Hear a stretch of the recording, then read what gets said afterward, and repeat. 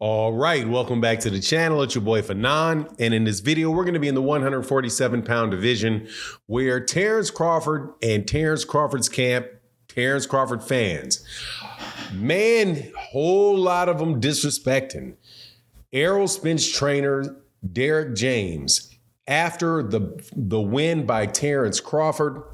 So much so blaming Derrick James for the loss of Errol Spence Jr. and claiming that he is overrated in comparison to Brian McIntyre. Let's talk about that in this video.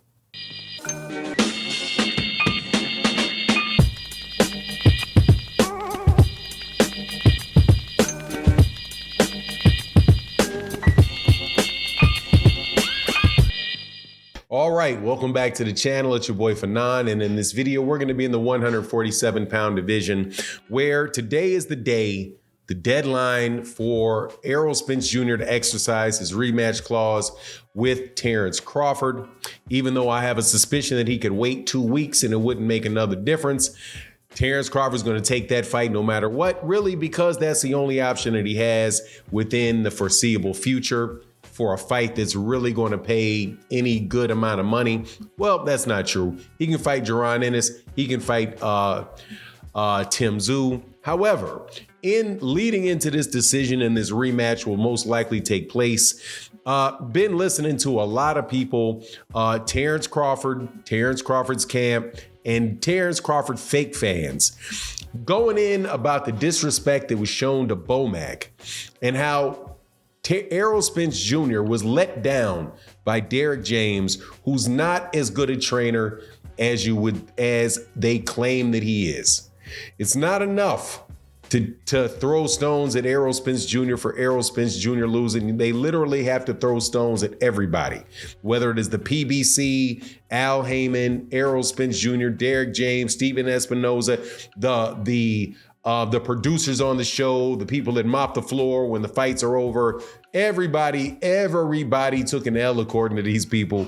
But we will talk about that, specifically this overrated idea with Errol Spence Jr. as compared with a very, very good trainer in Brian McIntyre. Now, before I get into that, though, let me welcome you back to the channel. If you are new to the channel, please accept my invitation to hit the subscribe button, hit the bell icon so you can be notified of when we release more videos. And if you are a longtime subscriber and supporter of the channel, thank you so much for your continued support.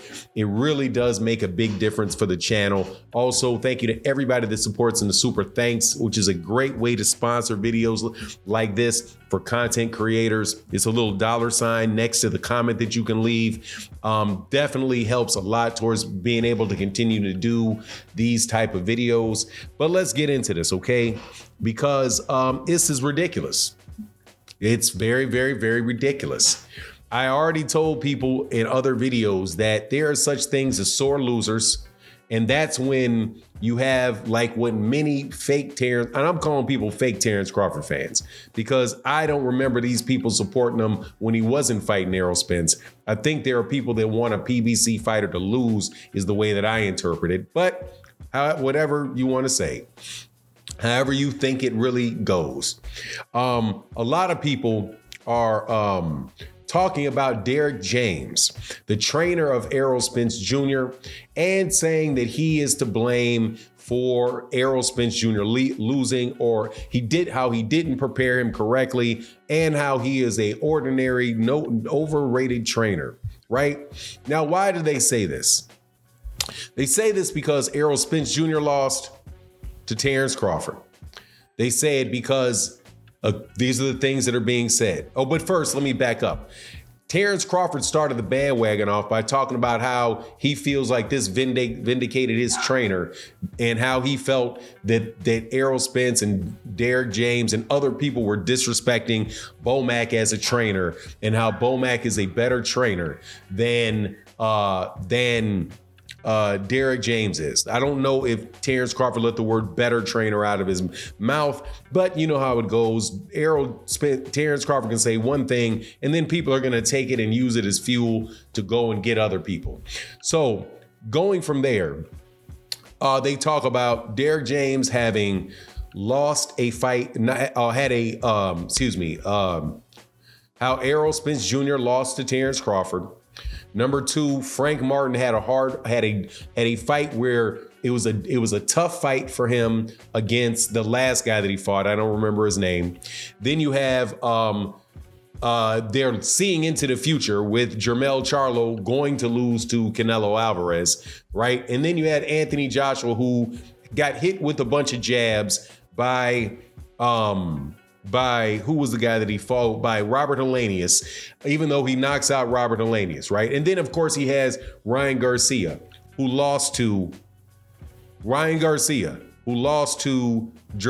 Davis, and somehow blame Derek James for Ryan Garcia losing to Gervonta Davis, even though he wasn't the trainer at the time. But doesn't really matter. Just that he'll be losing in the future. We'll just act like they mean he'll lose in the future. Now, here's the problem with this. A trainer does not fight. A trainer prepares his fighter to fight. And a trainer is only going to be as good as the fighter is themselves. So if they can train a fighter as well as they want him to fight. But if you're training somebody, say, for example, like a Andy Ruiz, and you have Andy Ruiz get into the ring with Lennox Lewis, good luck training your way past Lennox Lewis. It's probably not going to happen no matter what your trainer says.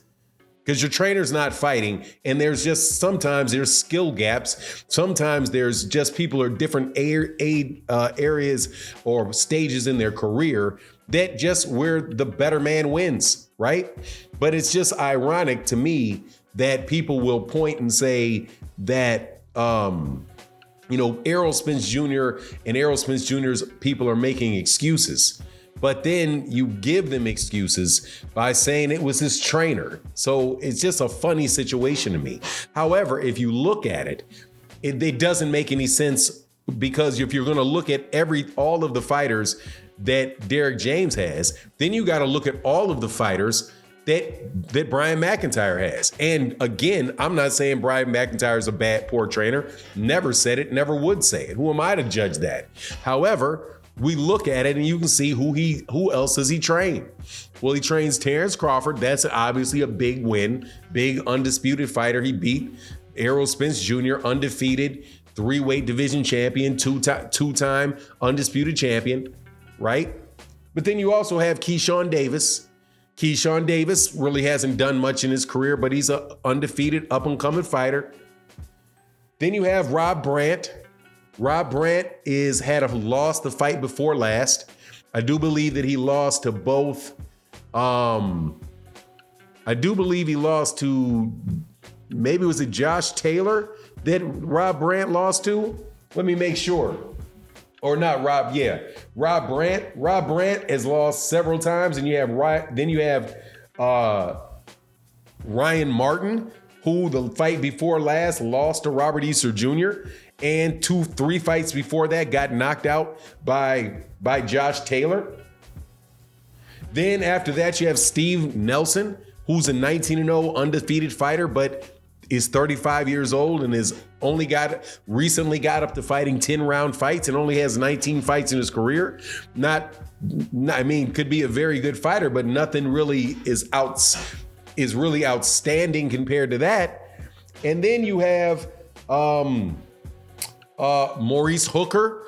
Maurice Hooker is somebody that wound up getting knocked out by, who did he get beat by? I think he got knocked out by Jose. He got